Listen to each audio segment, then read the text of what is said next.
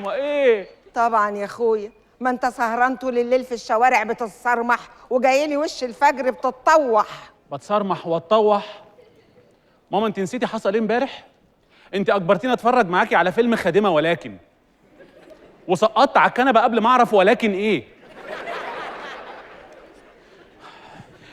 بعدين هتصرمح فين واتطوح فين؟ احنا عايشين في حته مقطوعه في الاحراش.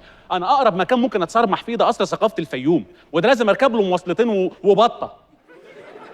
ما تتكلمش وبقك فيه اكل. ماما انا لسه صاحي من النوم. هي اي كليشيهات اسطوانات كده بتتقال بدون مناسبه؟ فين الشبشب بقى؟ عمري ما بلاقيه. طب لو قمت ولقيتهولك. اهو.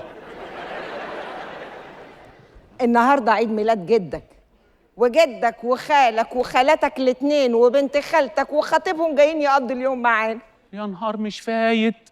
قرايبك دول انا ما بطيقهمش. لا يا ماما الزمن متوقف عندهم، بيعاملوني على ان انا لسه عندي 7 سنين.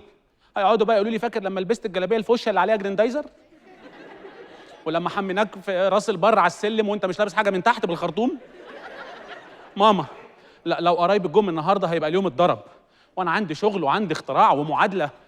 اختراع يا ماما، اختراع اللي هيغير العالم. شوف يا اخويا الواد قلب وشه ومصدق نفسه ازاي. اختراع ايه يا منيل ب60 نيله؟ ده انت بتخترع مرجيح. أمين أمين أمين أمين.